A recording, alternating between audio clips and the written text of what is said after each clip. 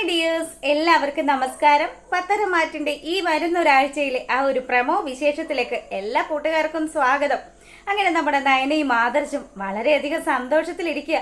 അപ്പൊ നയന ഭക്ഷണമൊക്കെ വിളമ്പി കൊടുക്കുമ്പോൾ ആദർശിന് ഒരുപാട് സന്തോഷമായി. ആദർശ് പറയുക, എടോ ഞാനും അച്ഛനും ഇളയച്ചനും ഒക്കെ മാല ഇട്ടിരിക്കുന്നത് താനും അമ്മയും തമ്മിലുള്ള പിണക്കമൊക്കെ മാറി നിങ്ങൾ നല്ല സ്നേഹത്തിലാകാൻ വേണ്ടിയിട്ടാ. നമ്മുടെ അനന്തപുരി തറവാട്ടില് എല്ലാവരും സന്തോഷത്തോടു കൂടിയും സ്നേഹത്തോടു കൂടിയൊക്കെ ജീവിക്കണം, അതാ എൻ്റെ ആഗ്രഹം എന്ന് പറയുക. പിന്നീട് നമുക്ക് മുത്തശ്ശൻ പറഞ്ഞതുപോലെ ആ ഒരു ജീവിതം നമുക്ക് ഒരു കുഞ്ഞൊക്കെ വേണ്ടേ, അതിനെക്കുറിച്ച് നമുക്ക് ആലോചിക്കണമെന്നൊക്കെ പറഞ്ഞു.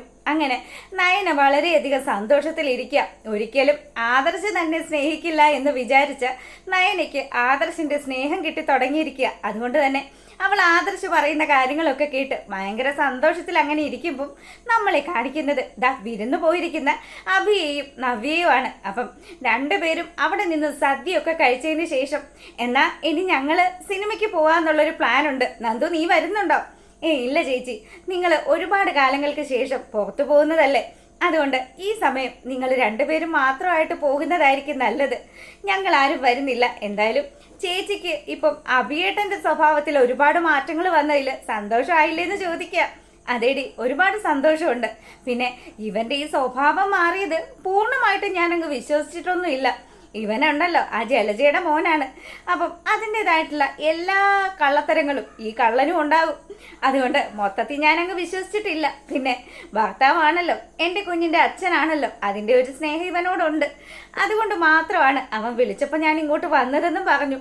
അങ്ങനെ നമ്മുടെ കനകയും ഗോവിന്ദനും ഒക്കെ വളരെയധികം സന്തോഷത്തിൽ നമ്മുടെ നവ്യയെ യാത്രയാക്കുകയാണ്. നവ്യയാണെങ്കിലോ ഭർത്താവിൻ്റെ ഒപ്പം സിനിമയ്ക്ക് പോവുക. അപ്പോൾ പിന്നെ ഭയങ്കര ഹാപ്പിയാണ് പുള്ളിക്കാരിയും. അങ്ങനെ ആ ഒരു സീനൊക്കെ കഴിഞ്ഞു. അപ്പോൾ സിനിമ കാണലും കാര്യങ്ങളും ഒക്കെ കഴിഞ്ഞ് നമ്മുടെ നവ്യയും ആദർശും അനന്തപുരി തറവാട്ടിൽ തിരികെ എത്തുക. അപ്പോൾ ജലജ പറഞ്ഞതനുസരിച്ച് നമ്മുടെ അനാമികയും അതുപോലെ രേവതിയും കൂടി ചില സംസാരങ്ങളൊക്കെ നടത്തുക. അല്ല, ആ നവ്യയും ആദർശം കൂടി അവരുടെ വീട്ടിലേക്ക് പോയിട്ട് പ്രത്യേകിച്ച് കാര്യങ്ങളൊന്നും അറിഞ്ഞില്ലല്ലോ മോളെ. അവിടെ പോയിട്ട് എന്ത് നടന്നു എന്ന് നമ്മൾ എങ്ങനെ അറിയാനാ? ഇവരിങ്ങനെ ചർച്ച ചെയ്തുകൊണ്ട് നിൽക്കുന്ന സമയത്താണ് നമ്മുടെ നയനയും അതുപോലെ തന്നെ അങ്ങോട്ടേക്ക് നവ്യയും അഭിയും ഒക്കെ വരുന്നത്. അപ്പം ഇവർ വരുമ്പം നമ്മുടെ അനാമിക ചോദിച്ചു, അല്ല നിങ്ങൾ വീട്ടിൽ പോയിട്ട് എന്താ അവിടെ നിൽക്കാതിരുന്നത്, ഇങ്ങോട്ട് പോകുന്നത് എന്താന്ന് ചോദിക്കുക. ഞങ്ങൾ ജസ്റ്റ് ഒന്ന് വീട്ടിൽ പോയതേ ഉള്ളൂ. പിന്നെ ഞങ്ങൾ വീട്ടിൽ എന്തിനാണ് പോകുന്നത്, എപ്പോൾ തിരിച്ചു പോരണം എന്നൊന്നും നീ അല്ല തീരുമാനിക്കേണ്ടത്, ഞങ്ങൾക്കറിയാം പോയാൽ തിരിച്ചു പോരാനായിട്ട്. അങ്ങനെ അനാമികയുടെ നവ്യ വളരെ മോശമായ രീതിയിൽ സംസാരിക്കുക.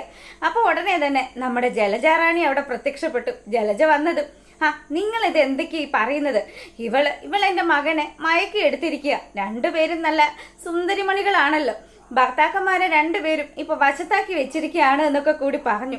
ഇതും കേട്ടുകൊണ്ട് ദേവയാനി അങ്ങോട്ട് വന്നു. അഭിയും അപ്പം മാറി ചിന്തിച്ചോ. ഞാൻ വിചാരിച്ചു എൻ്റെ ആദർശിന് മാത്രമേ മാറ്റങ്ങളുള്ളൂ എന്ന്. ഇവനും ഇപ്പൊ ഇവളെ സ്നേഹിച്ചു തുടങ്ങിയോ? അല്ല, എന്തൊക്കെയാണ് ഇവിടെ നടക്കുന്നത് എന്നും പറഞ്ഞ് നമ്മുടെ ജാനകിയും അതുപോലെ തന്നെ ദേവയാനിയും നമ്മുടെ നവ്യൊക്കെ കൂടി ഇങ്ങനെ സംസാരിച്ചുകൊണ്ടിരിക്കുക. അപ്പം ഇവർക്ക് ഈ കാര്യങ്ങളൊന്നും തീരെ ദഹിക്കുന്നില്ല. നമ്മുടെ നവ്യാണെങ്കിൽ, എനിക്ക് നിങ്ങളോടൊന്നും വഴക്കിടാൻ നേരെയില്ല, എന്തായാലും ഞാനും എൻ്റെ ഭർത്താവും വളരെ സന്തോഷത്തിൽ ഒരു സിനിമയൊക്കെ കണ്ട് മടങ്ങി വരികയാണ്. അങ്ങനെ അവരതും പറഞ്ഞ് റൂമിലേക്ക് കയറിപ്പോയി. പിന്നീടാണെങ്കിലോ നമ്മുടെ ദേവയാനിയും അതുപോലെ അനാമികയും ഒക്കെ കൂടി നിന്ന് സംസാരിക്കുക. അല്ല, ഇവരിങ്ങനെയൊക്കെ പോയി കഴിഞ്ഞാൽ ഈ അനന്തപുരി അങ്ങ് പൂന്ത് വിളയാടുമല്ലോ. മുത്തശ്ശനും അതുപോലെ മുത്തശ്ശിക്കും ഒക്കെ ഈ നവ്യയും നയനയും ആണ് ഇപ്പൊ ഇഷ്ടം. എനിക്കാണെങ്കിൽ ഈ വീട്ടിൽ ഒരു വിലയും തരുന്നില്ല. ഇവരെക്കാട്ടിലും കൊള്ളാവുന്ന ഒരു കുടുംബത്തിൽ നിന്നല്ലേ ഞാൻ വന്നിരിക്കുന്നത്. എന്നിട്ട് എനിക്ക് എന്തെങ്കിലും ഒരു വില ഇവർ തരുന്നുണ്ടോ? ഈ മുത്തശ്ശനും മുത്തശ്ശിയും ഒക്കെ സ്വത്ത് പോലും ആദർശേട്ടൻ്റെയും അഭിയുടെയും പേരിൽ മാത്രമാക്കി വെക്കുകയല്ലേ. എന്നിട്ട് എൻ്റെ പാവം എനിക്കൊന്നും തന്നെ കൊടുക്കുന്നുമില്ല. ഇങ്ങനെയൊക്കെ വേർതിരിവ് കാണിക്കുകയാണോ ഈ അനന്തപുരി തറവാട്ടുകാർ? ഇവരൊന്നും അത്ര ശരിയല്ല എന്നും പറഞ്ഞ് ഇവളാണെങ്കിൽ അവിടെ നിന്ന് ഇങ്ങനെ ദേഷ്യത്തോടു കൂടി സംസാരിച്ചു. പിന്നീടാണെങ്കിലോ നമ്മളെ കാണിക്കുന്നത് എല്ലാവരും ഉറങ്ങാറാകുന്ന ആ ഒരു സമയം, അത്താഴമൊക്കെ കഴിച്ചു എല്ലാവരും കിടക്കാൻ തുടങ്ങുക. അപ്പം നമ്മുടെ നവ്യയ്ക്ക് ഒരു ഗ്ലാസ് പാല് കുടിക്കുന്ന ശീലമുണ്ട്. ഇപ്പം പ്രഗ്നൻ്റ് ആയതുകൊണ്ട് തന്നെ അവൾ ആ പാല് കുടിക്കും എന്ന് അനാമികയ്ക്ക് നല്ലതുപോലെ അറിയാം. അപ്പം വേണു വാങ്ങിക്കൊടുത്ത ആ ഒരു വിഷം അതെടുത്തുകൊണ്ട് അനാമിക കിച്ചണിലേക്ക് കയറുക. അവിടെ ചെന്നതും അവിടെ നമ്മുടെ നയന തിളപ്പിച്ച് വെച്ചിരിക്കുന്ന ആ പാല് കണ്ടു. അപ്പം അതിനകത്തോട്ട് കുറച്ച് മരുന്നെടുത്ത് ഒഴിച്ചിട്ട് ഇതോടുകൂടി ആ നവ്യയുടെ അഹങ്കാരം തീരണം. ചേച്ചി അതപ്പതിച്ച് തളർന്നു വീണ് കിടക്കുന്ന കാഴ്ച കാണുമ്പം ആ നയനയുടെ അഹങ്കാരവും തീരും. ഇത് തന്നെയാണ് താൻ ഉദ്ദേശിച്ചത്. എന്തായാലും ഇതൊക്കെ നടത്തിയെടുക്കാനായിട്ട് എൻ്റെ അച്ഛൻ്റെ സഹായം വേണ്ടി വന്നു. ഇത് ഞാൻ വിചാരിച്ചതുപോലെ തന്നെ കാര്യങ്ങൾ നടക്കുമെന്നും പറഞ്ഞ് ഇവൾ ആ മരുന്നെടുത്ത് ഒഴിച്ച് അതെല്ലാം മിക്സ് ചെയ്ത് വെക്കുകയാണ്. അപ്പോഴാണ് കിച്ചണിലേക്ക് നമ്മുടെ ദേവയാനിയുടെ വരവ്. എന്തായാലും ജേട്ടൻ പറഞ്ഞതാണല്ലോ എനിക്ക് നല്ല ക്ഷീണമാണെന്ന്. നേരത്തെയൊക്കെ ഞാൻ ഒരു ഗ്ലാസ് പാല് കുടിക്കുമായിരുന്നു. അപ്പം ഒരു ഗ്ലാസ് പാലെടുത്ത് കുടിച്ചേക്കാന്ന് വിചാരിച്ചാണ് ദേവയാനി കിച്ചണിലേക്ക് വരുന്നത്. അപ്പം ഇത്രയും കാലവും ചെയ്തു കൂട്ടിയ എല്ലാ പ്രശ്നങ്ങൾക്കും ഉള്ള പരിഹാരം നമ്മുടെ ദേവയാനിക്ക് ഈ കിച്ചണിൽ നിന്ന് കിട്ടുകയാണ്. അവിടെ തിളപ്പിച്ച് വെച്ച പാലെടുത്ത് ഒരു ഗ്ലാസ് എടുത്തങ്ങ് വലിച്ചു കുടിച്ചു. അതിനുശേഷമാണെങ്കിലോ ഭയങ്കരമായിട്ട് തല ചുറ്റുന്നതായിട്ടും ക്ഷീണം വരുന്നതായിട്ടും ഒക്കെ പുള്ളിക്കാരിക്ക് തോന്നുകയാണ്. അങ്ങനെ നമ്മുടെ ദേവയാനി ആ കിച്ചണിൽ തലകറങ്ങി വീഴുക. അപ്പം ഈ കാഴ്ചയും കണ്ടുകൊണ്ട് നമ്മുടെ നയന അങ്ങോട്ട് ഓടി വന്നു.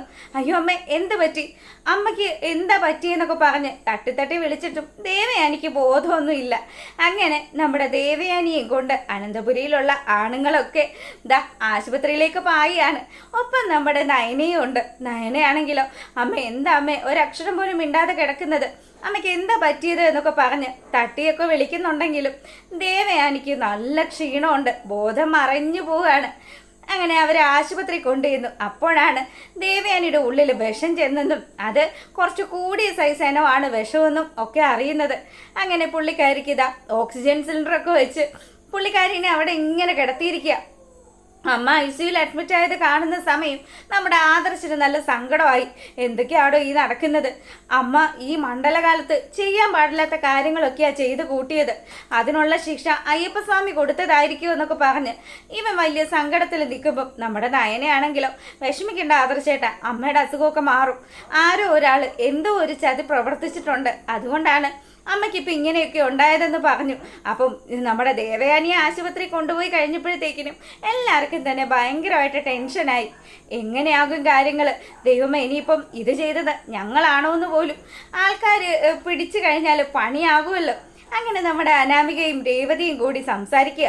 അപ്പം ഈ സംസാരം വീണ്ടും ചെന്നെത്തുന്നത് നമ്മുടെ നവ്യയുടെ കാതിലാണ്. അപ്പം നവ്യയ്ക്ക് പിടികിട്ടി തനിക്ക് തരാൻ വെച്ചിരുന്ന ആ പാലാണ് ദേവയാനി എടുത്ത് കുടിച്ചതെന്നും അതുകൊണ്ടാണ് വല്യമ്മയ്ക്ക് ഇങ്ങനെയുള്ളൊരു പ്രശ്നം ഉണ്ടായതെന്നും. അങ്ങനെയുള്ള ഒരു സൂപ്പർ ഹിറ്റ് പ്രമോ വിശേഷമാണ് വന്നിരിക്കുന്നത്.